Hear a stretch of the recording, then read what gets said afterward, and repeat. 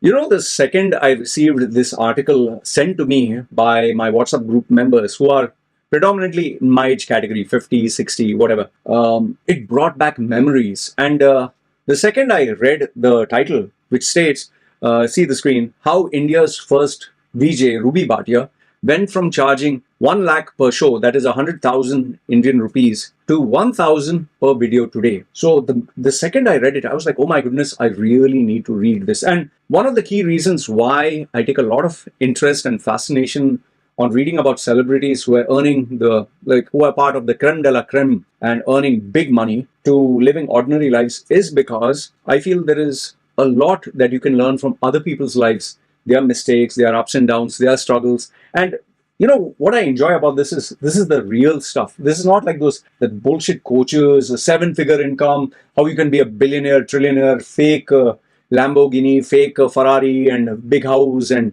taking photographs in a private jet with a champagne glass with girls with big boobies and all that. I hate that. I seriously despise that kind of content. But when I read content like this, I really, I tend to have a sense of respect. And I'll tell you something. I have to give her respect for coming out and sharing the truth. She could have faked it. She could have pretended to be something she's not, but she chose to be humble. And that in itself is the mark, or you could say the foundation of someone who's really mature, who's really truly great from inside.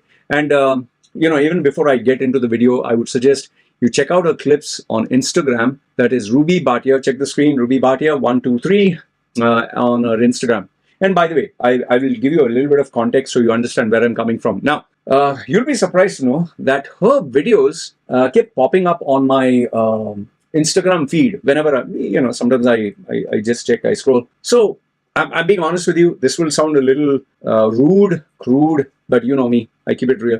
So the second I saw her speaking, I'm sorry to say this, but I was like, who's this old lady giving all grandmotherly advice? But the way she spoke, first is obviously I'm judging her. Okay, sorry, but the shallow aspect of being a man is always there. So the minute I saw, I was like, who is this lady giving, Russell Peter? Who's this? Giving all this grandmotherly advice about life and smile and positivity. And I was like, nah, what is it? But what stood out about her, I didn't pay attention to what she was saying, but as she was talking, she spoke with clarity. She didn't put any makeup. She didn't put any filters. I felt she was very genuine. And, as she was talking, I felt like this is someone who really cares about others. So, I was like, okay, maybe I'm being too rude to her, but this is not kind of my content. I don't know why. Maybe because Instagram's algorithm was like, oh, so you saw a bit of this video, so maybe you like this kind of content. So once again, another video came and I was like, who the hell is this? I did not read her bio, nothing. Why is she telling all this? And then I realized she's in the coaching business. I was like, okay, so she is coaching, she's helping other people. So maybe the algorithm, because I'm a personal branding coach, I focus on, self-improvement, so to speak, although that is a very overused, abused term. So she's goody two-shoes, really friendly, very loving, caring, kind of motherly woman. While I'm one of those hardcore, I'll kick your ass and I'll make you remember the day you were born and, you wish you had died. So they're kind of two people from the different sides of the spectrum. So nothing, I just felt she was very genuine. She was very honest. All her videos were very raw. And I was specifically impressed with the clarity and the way she pronounced each and every word. So I was like, she must be a professional speaker. Okay. So that was my initial impression about her. And I didn't think much, but it was until I got this article. Sorry, I've opened many tabs. Yeah. Until I got this article that was how she went from charging 100,000 to 1,000 today. And that was where I started to do research. All right. So now, remember, Ruby Bhatia is 51, I'm 49. So we are more or less from the same generation. And I can relate to the MTV generation when people use this term. Because remember, those were the days where there was no internet, no Google, no social media. The only escape from reality to entertainment was watching these satellite kind of programs which were there. And those were the days where you had Michael Jackson, Madonna, Prince, Whitney Houston, George Michael, Tina Turner, Phil Collins, U2, Bon Jovi, Duran Duran. If you don't know what I'm talking, well, I don't blame you. Guns N' Roses. So these were the kinds of, music or bands that we used to listen to. And we kind of felt we were very cool, especially Michael Jackson and, all the hair and, Bon Jovi, living on a prayer, and Guns N' Roses. Yeah, we used to wear those shirts with, not the original ones, the pirated ones. So we used to feel we are damn cool. So obviously, Ruby Bhatia was the VJ who would connect to the younger audience. And, I was looking at some of her photographs. Obviously, she was a very pretty looking girl. She was slim and slender and very articulate. And for India, it was a new concept. She was the first ever VJ. So obviously, everyone loved her. The research that I did, which is to the point, I'll give you the interesting bits. She is a Canadian born media personality who became the first and most famous video jockey of India in the 1990s. She won the Miss India Canada title in 1993, which takes a lot of discipline, a lot of planning, physical, mental, and obviously she has to focus on her ability to speak and communicate, which is why she is, I think, as good as she is. Then she entered the Indian entertainment industry and she became widely known through the music channels, live TV shows, and they focused on the youth. Pepsi, the choice of the new generation. So she was more like the cool the cool presenter for the cool new youth. It was the 1990s and early 2000s, and that was where she was earning 100,000 per show. 100,000. Now we need to adjust it for inflation because this is 30 years ago. So if she was earning 100,000 Indian rupees, which is around 1,200 US dollars, in today's money, it would be around roughly 5,000 US dollars. Okay. Say 4,000 to 5,000 US dollars, which is still decent. That means per episode, she would get paid today 5,000 US dollars. But what is the shocker is for a woman who is getting 5,000 in today's money, US dollars, how come she is getting paid $12 per video, which I'll come to. So, at her peak, she was very successful. But then in the early 2000s, to everyone's shock and surprise, she stepped away from screen work and high profile media life. And, she disappeared into living a family life.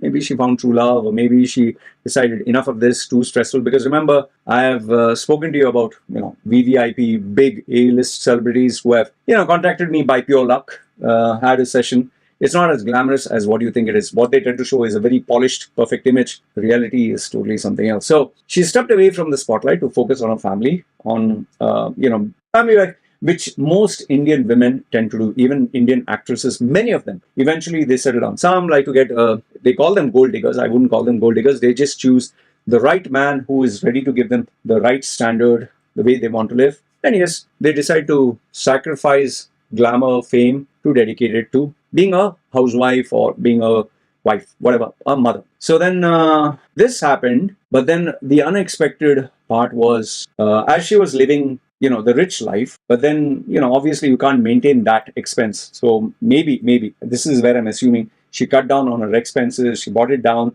to a reasonable level. But then COVID hit, and after COVID hit, it stopped work for everyone. It destroyed everyone's business, brand, or presence. She also got very badly affected. Her mistake was, which she never expected, she had taken on a project for renovating her house, and that was when COVID hit. And because of this, she had to, obviously, once you start a renovation, you can't stop. She had to dig into all her savings and pay for all this. I do not know anything about her husband, about her children, about other areas. I'm pretty sure she has had challenges in, like all of us. So because of this, because of loss of income, no job, and, existing bills and the responsibilities and challenges that she took, I think she lost most of her money, which happened to most of us. And it was then, she decided to make a comeback. Now, obviously, she didn't want to get into full-time television work or media. She was looking for an alternative. Then around 2023-24, she hosted an event for women to, try to be a coach, positioning herself. And she rebranded herself as a coach for women who wanted to restart their life. And this led her into being not just a coach in the physical world, but also online. And now she focuses on life coaching, personality development, meditation, weight management, and handling personal challenges. In the early 2026, it is where she became visible in the public eye once again. And right now she charges around $12 per video. That is per video per session. I'm not too sure whether she charges 1,000 rupees per session, but this is what information is given. So 1,000, you can take it with a pinch of salt. $12 or 1,000 rupees, maybe one-to-one coaching, or maybe making a video. When asked why is she charging such a low fee, she said that she wants her service to be affordable and accessible. She doesn't want to be just a A-list celebrity charging such a premium that only the rich and famous can afford. She takes 2 to 3 coaching sessions per day, which is quite reasonable because it is quite taxing. And her main focus is her flexibility, her time, and she doesn't want to take undue pressure. She also wants to keep her life simple. She wants to focus on her family and on herself. She's open to selective anchoring and hosting if the right opportunity comes. That means on her terms and conditions, and she would charge the normal industry rate. So overall, she seems to be very content. She's active on social media, and you can check her out on the Instagram page. So this is what I found out about her in terms of her life. Now, here's my question to you before I even move into the words of wisdom or the life lessons you can learn from her. Do you consider her a failure, or do you consider her a success? Do you feel that she's telling you the truth, or she's trying to justify why she's not able to earn as much as because end of the day, all of us, wouldn't we like to earn more money? Or do you think that she's in a place where she knows how much she wants to earn and she's pretty comfortable with it? I would like you to comment and let me know your thoughts below on this. And remember, we are only assuming what we know on the information that is available. We do not know her real life. Having said that, I will give you part 2 of this video where I'll share with you the real life lessons that you can learn. Do let me know, what do you think about this situation? And yes, would you be interested in part 2? If yes, I'll put the link for the video in the description, and I look forward to reading your comments. Having said that, let's move on to video number 2.